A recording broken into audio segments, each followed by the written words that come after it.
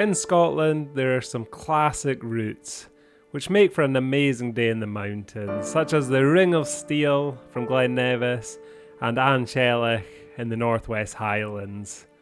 But join me on a different adventure today as I take in the finest route up the highest mountain in Scotland, Ben Nevis.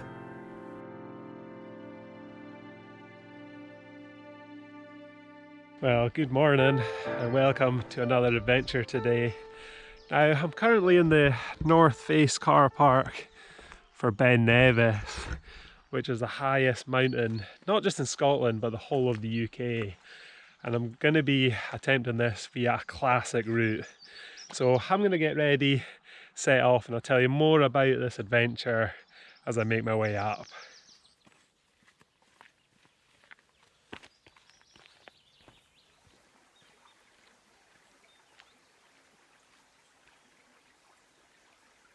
As I made my way through the woods here, the views kept coming and going, but they finally opened up to this great view of Fort William and Loch Linney and Loch Eel in the distance.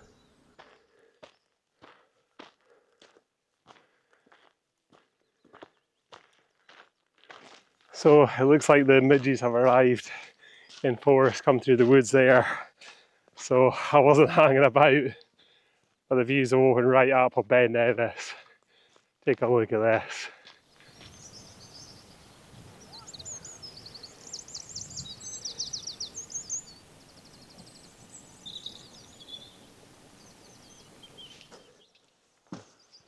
So you might have already guessed it, but the route that I'm going to do today is a Carn Mor Dearg Arete over to Ben Nevis. Now, there is a reason that I haven't already done this route, considering I've completed the 282 Scottish Munros. And a big part of that was just the way it landed. I'd completed Ben Nevis via the ledge route to Baghdad Munro, and Carn Mor Dearg was actually my final Munro just about 6 months ago. I'm really looking forward to seeing this route today. The aretes might be quite narrow, quite exposed, but I don't think it's too tricky. Can't wait to see the views up there of that north face of Ben Nevis. You can already see a huge glimpse of it there. This is definitely one of the best ways to do Ben Nevis. Anyway, I need to power on. I remember this climb up Carn Mor Dearg very well, and it's tough. I think it's over 1,000 metres of ascent just straight up. So I'm not going to talk too much. I'll catch you at the top of this first Munro.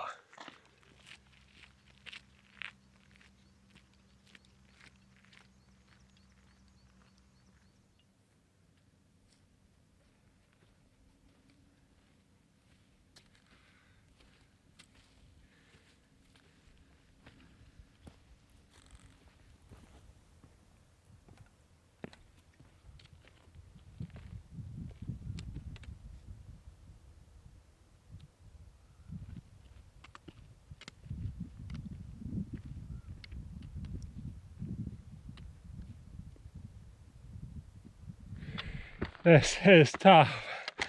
I am knackered and this heat is over 20 degrees, which is very hot for Scotland. There's the north face of Ben Nevis. I can actually see the top of my first Munro, which is the point peak here, and there's the arete just going over to Nevis there.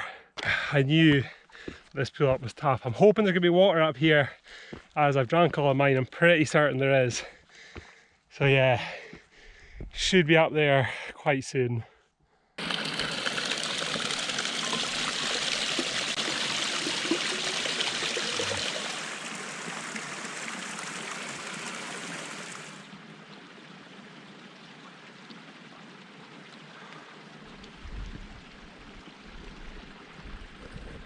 Well, I'm just about there. Look at this. That's the top of Carn Mor Dearg there, the arete, over to the north face of Ben Nevis. That view, I just can't stop looking at it. Slightly emotional, as the last time I was here 6 months ago, this was the last few steps towards the end of my Munro round. It was an incredible feeling. I think it might be quite busy up here, so I probably won't talk to camera too much, But I'll show you some clips of the summit and then it's straight on to the arete. Oh, I can't wait for that. I've been looking forward to this for a long time.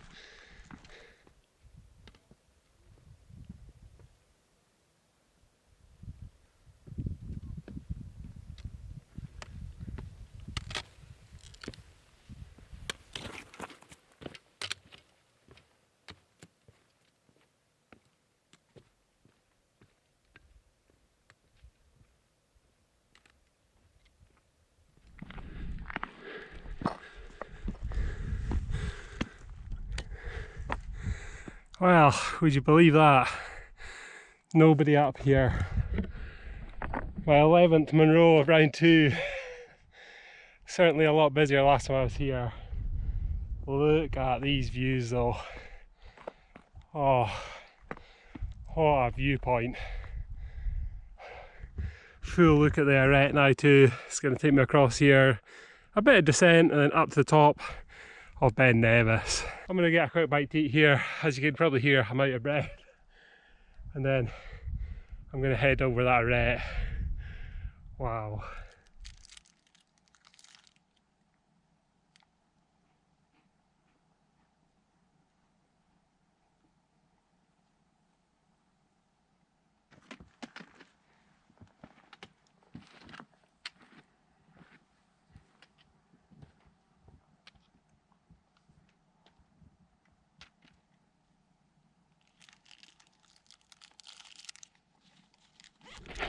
There's actually a lot of flies and that on the summit there, so I've decided to come over the other side where there's a bit of a breeze. But look at this view over to the annex.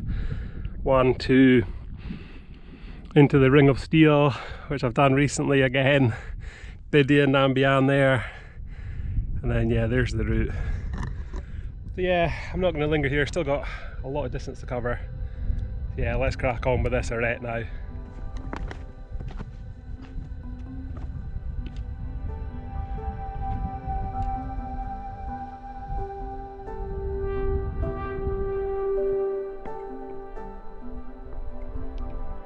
So the arete began with this easy walk downhill, and it gave you a full sense of scale of what was to come.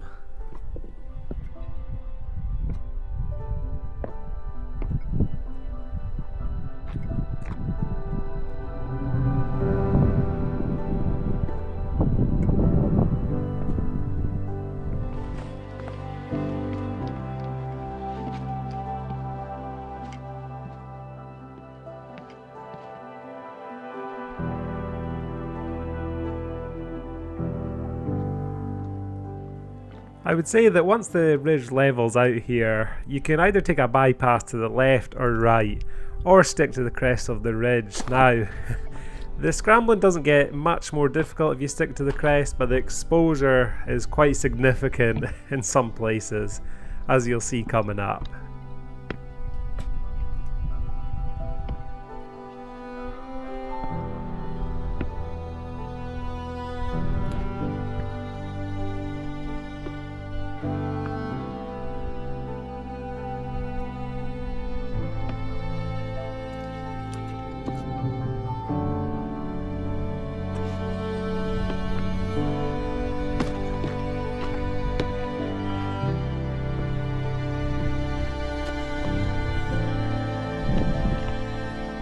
So a bit of care had to be taken scrambling across the ridge here, as some of the rocks are quite loose.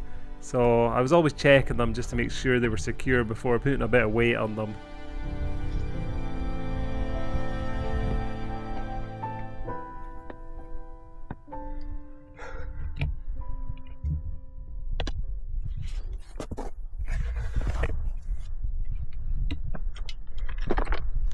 Whew.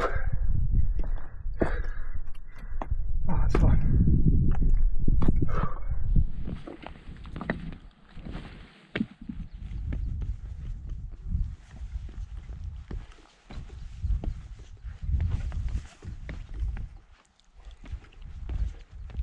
Now I know the 360 camera and the GoPro can make things look a bit steeper than they actually are, so I don't want that to put anybody off this route. It's a lot of fun so far, and with these 360 views, What a ridge walk, really enjoying this.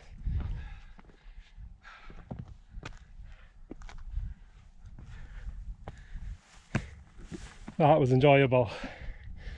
Some very exposed bits on the crest of the ridge, but you can pick your own way.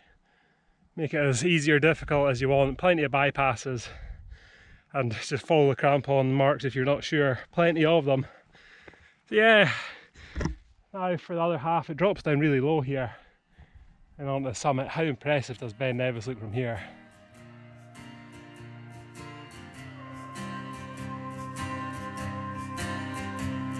Summer is over, can you see the dragonberries on the trees, throwing away the days before you leave? There's no use in being here, swallow a whole other year, bumbling along the crumbling road. I will wait away,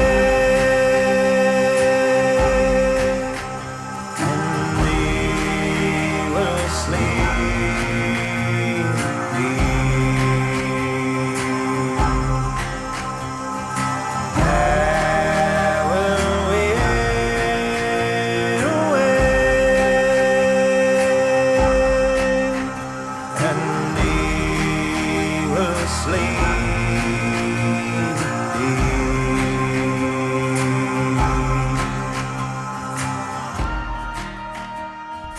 This ridge is really impressive.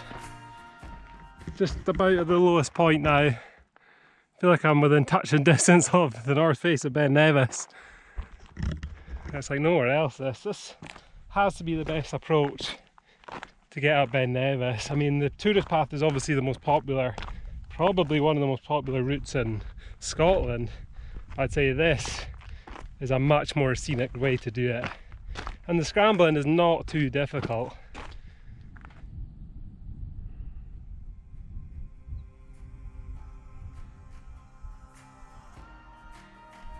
The final stretch of ridge was quite straightforward and didn't require much scrambling. It was narrow, there was exposure to the right hand side, but yeah, this was one of the most enjoyable parts of the ridge.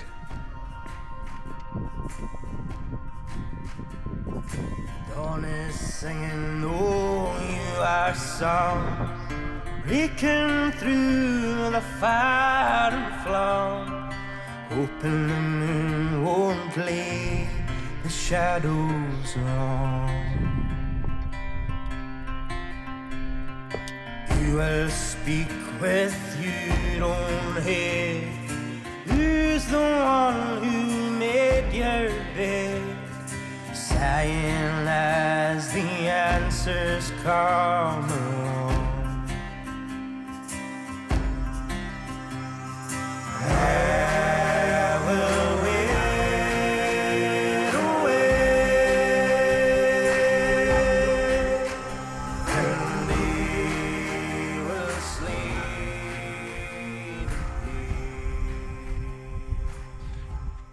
That's me off the arete now.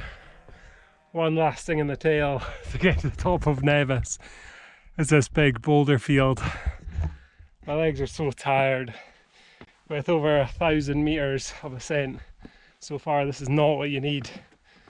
And then there's a lot of descent to get off Nevis too, so the day's not done yet.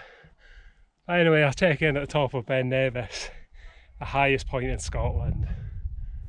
So after a horrendous scramble over all them boulders, I finally made it to the summit of a very, very busy Ben Nevis, the highest point in Scotland.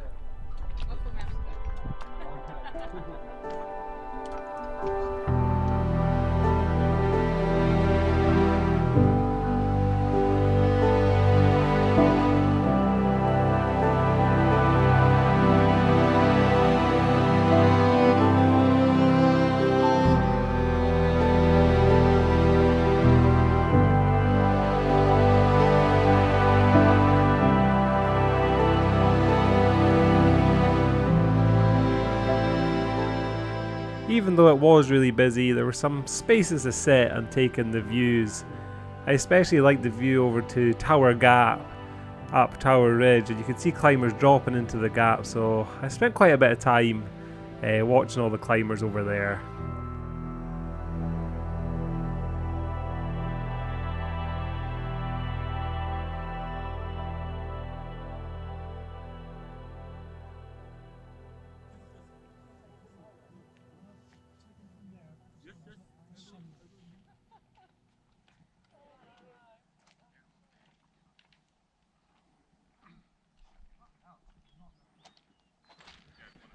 Well, that was extremely busy up there as expected, but for a few seconds I was the highest person in the UK.